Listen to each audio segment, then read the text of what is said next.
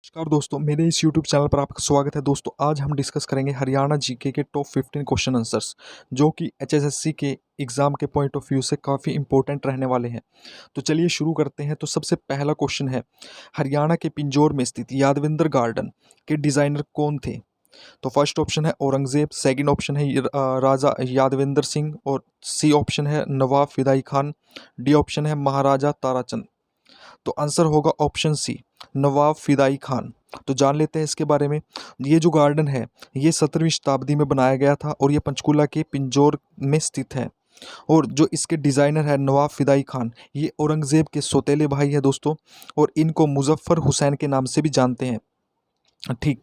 और जो ये पिंजौर का यादविंदर गार्डन है, इसको उत्तरी भारत का नंदनवन भी कहते हैं, और यहाँ पर प्रतिवर्ष जो है वो आम का मेला लगता है। अब पिंजौर पंचकुला की बात हो रखी है, तो पंचकुला के बारे में हम लोग जान लेते हैं।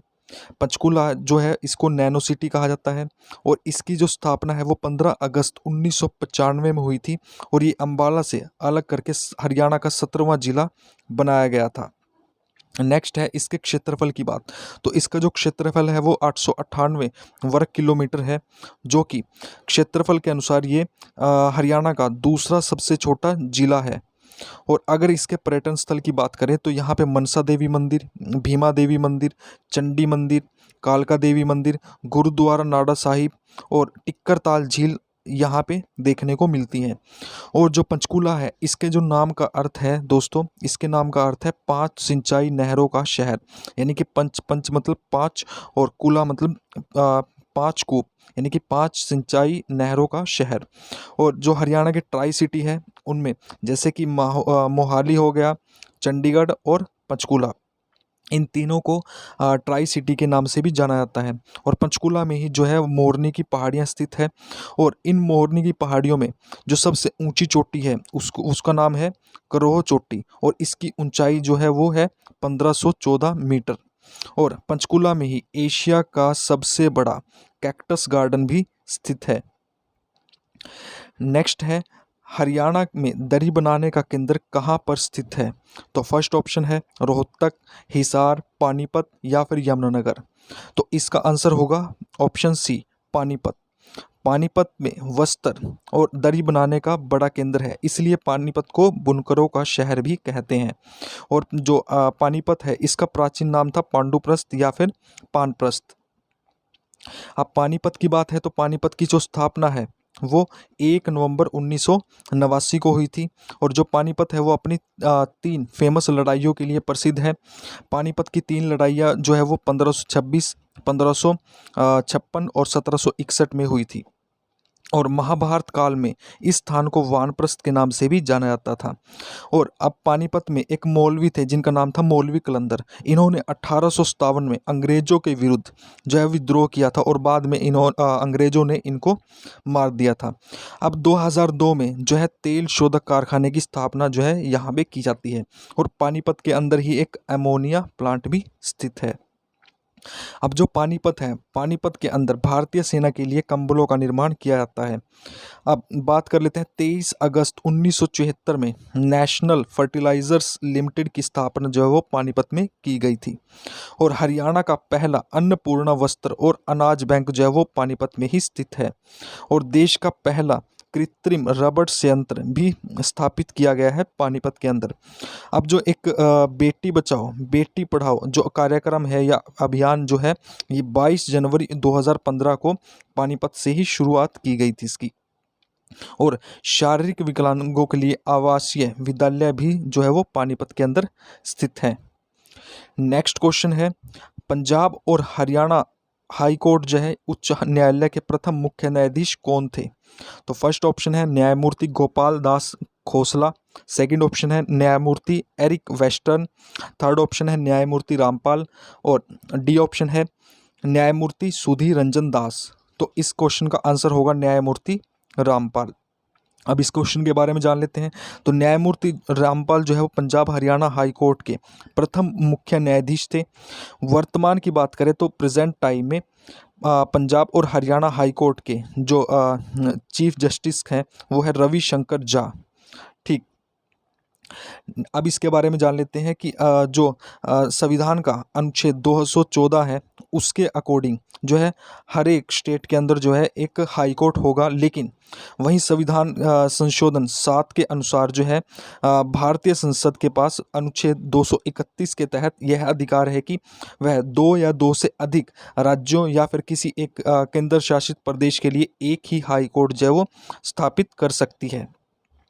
अब बात कर लेते हैं पंजाब और हरियाणा हाई कोर्ट की हिस्ट्री के बारे में। तो पंजाब और हरियाणा हाई कोर्ट जो है इसको पहले पंजाब और दिल्ली हाई कोर्ट के नाम से जानते थे, और इसकी स्थापना जो है वो 1919 में लाहौर में की गई थी। और जब हमारा देश जो है वो 1947 में अंग्रेज़ों से आज़ाद हुआ, तो उस टाइम पे 1947 में ही हमारे देश का जो है वो विभाजन हो गया था भारत और पाकिस्तान में। अब जो है पंजाब और दिल्ली हाई कोर्ट जो था ये चला जाता है लाहौर में, और इसको लाहौर हाई कोर्ट के नाम से भी उस टाइम पे जाना जाता था। और उस टाइम पे इस हाई कोर्ट के प्रथम भारतीय न्यायाधीश जो थे वो रेवाड़ी के सर शादीलाल थे। अब गवर्नर जनरल थे एक लॉर्ड माउंटबेटन। 15 अगस्त 1947 को भारतीय स्वतंत्रता अधिनियम के अंतर्गत उन्होंने जो इस हाई कोर्ट जो है था इसको शिमला में पूर्वी पंजाब हाई कोर्ट की स्थापना कर देते हैं। ओके, इसके बाद 26 जनवरी 1950 को पूर्वी पंजाब हाई कोर्ट जो कि शिमला में स्थानांतरित किया गया था उसको पंजाब उच्च न्यायालय का नाम दे दिया जाता है। और 17 जनवरी 1955 को इस न्यायालय को चंडीगढ़ में स्थानांतरित किया जाता है।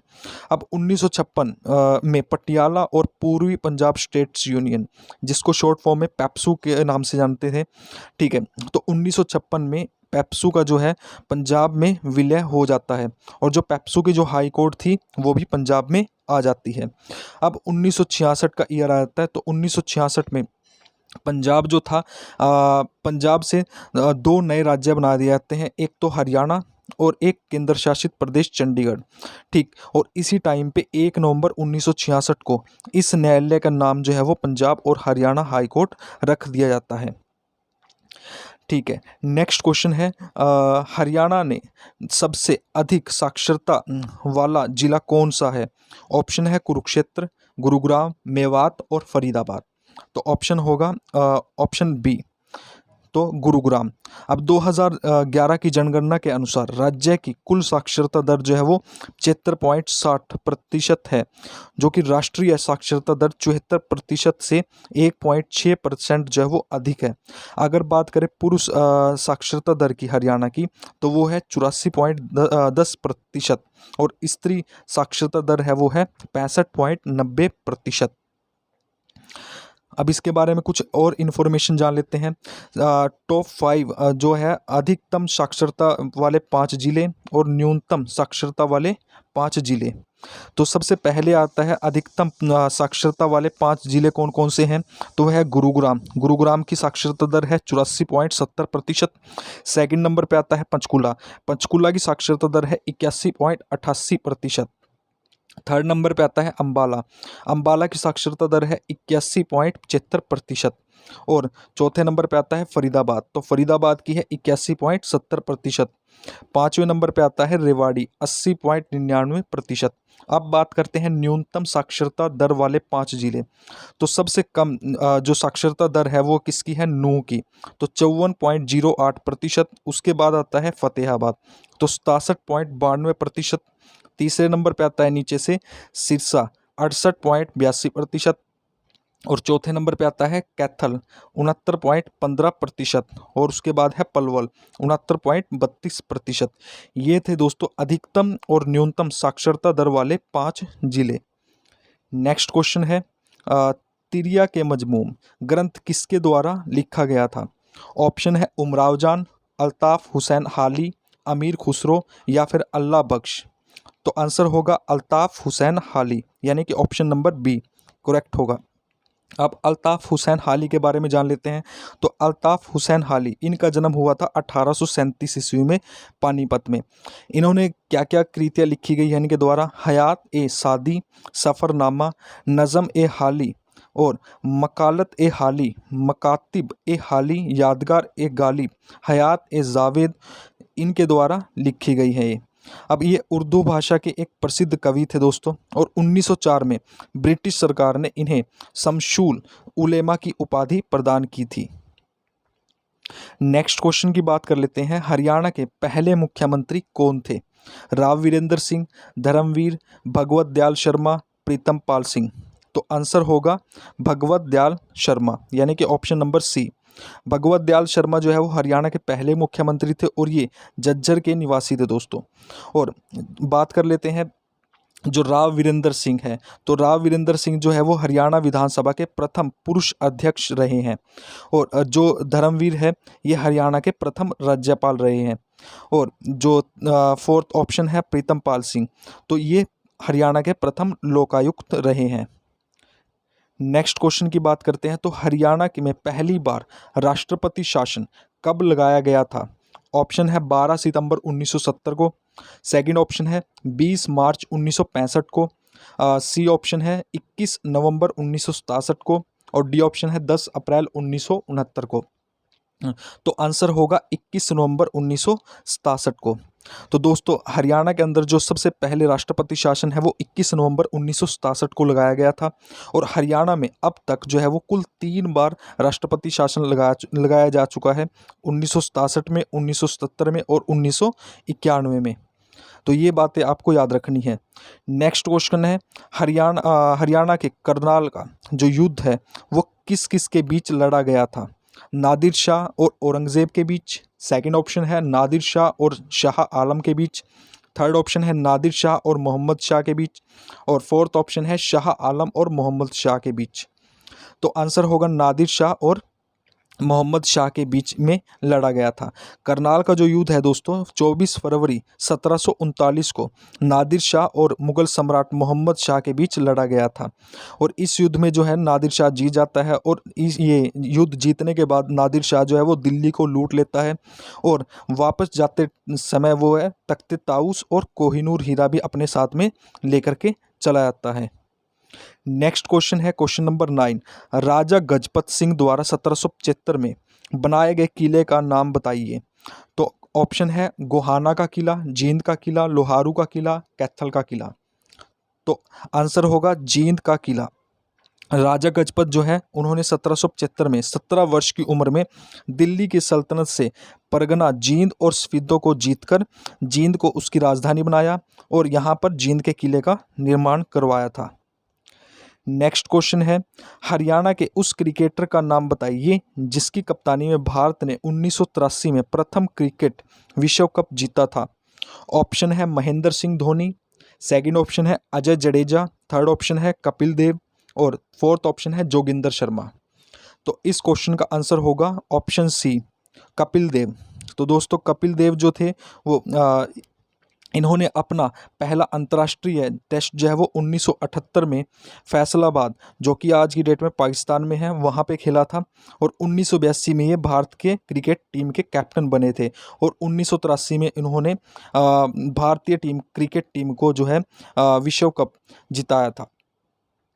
नेक्स्ट क्वेश्चन की बात कर लेते हैं क्वेश्चन नंबर 11। थे पोलर का प्राचीन स्थल हरियाणा में कहाँ पर स्थित है? तो ऑप्शन है फरीदाबाद, कैथल, पानीपत, हिसार। तो आंसर होगा कैथल। अब इसके बारे में जान लेते हैं। तो थे पोलर एक प्राचीन गांव है जो कि कैथल जिले में स्थित है। यह गांव महाभारत के युद्ध के दौरान जो है वो तबाह हो चुका था। नेक्स्ट क्वेश्चन है निम्नलिखित में से किस पुस्तक में अग्रोहा का उल्लेख मिलता है? दिव्यावदान, अभिज्ञान शाकुंतलम, राजतरंगिणी या फिर मालती माधव। तो इसका आंसर होगा किस पुस्तक में अग्रोहा का वर्णन मिलता है? तो आंसर होगा दिव्यावदान।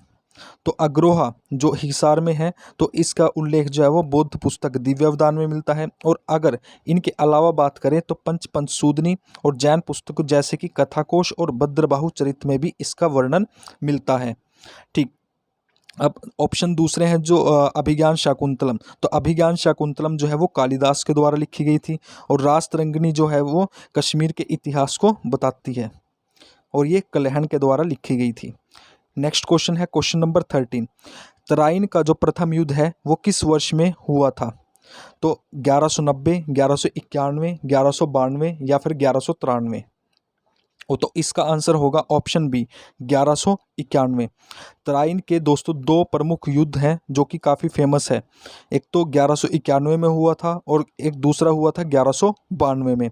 और जो दोनों युद्ध हैं वो पृथ्वीराज चौहान और मोहम्मद गोरी के बीच हुए थे। अब जो तराइन का प्रथम युद्ध है वो उसमें जो है पृथ्वीराज चौहान जीत जाते हैं और मोहम्मद गोरी जो है वो हार जाते हैं। लेकिन सेकंड जो युद्ध होता है 1192 में, इसमें पृथ्वीराज चौहान जो है वो हार जाते हैं और मोहम्मद गोरी जो है वो जीत जाते हैं। नेक्स्ट क्वेश्चन है क्वेश्चन नंबर 14। हिसार शहर की स्थापना जो है वो किसने की थी? ऑप्शन है रजिया सुल्तान, अकबर, फिरोज शाह तुगलक या फिर जहांगीर। तो आंसर होगा फिरोज शाह तुगलक। फिरोज शाह तुगलक ने 1354 में हिसार शहर की जो है वो स्थापना की थी। और इसके अलावा जो है फिरोज शाह तुगलक ने फतेहाबाद, जौनपुर, फिरोज़ाबाद शहरों की भी स्थापना की थी। अब रज़िया सुल्तान जो है भारत की प्रथम जो है महिला शासिका रही है। नेक्स्ट क्वेश्चन की बात करें तो हरियाणा के राज्य पक्षी का नाम बताइए। मोर, कबूतर, काला तितर या फिर चील। तो इसका आंसर होगा काला तितर। अगर बात करें राज्य वृक्ष की तो राज्य वृक्ष कौन सा है? पीपल। अगर राजकीय पुष्प की बात करें तो वो है कमल। और राजकीय पशु की बात करें तो वो है कृष्ण मृग। तो दोस्तों ये थे कुछ टॉप 15 क्वेश्चन आंसर्स जो हमने डिस्कस किए हैं और ये एग्ज़ाम के पॉइंट ऑफ व्यू से काफ़ी यूज़फुल होंगे। और अगर आपको ये वीडियो अच्छी लगी तो प्लीज़ लाइक कीजिए, शेयर कीजिए और सब्सक्राइब कीजिए हमारे चैनल को। तो मिलते हैं अगली वीडियो में, तब तक के लिए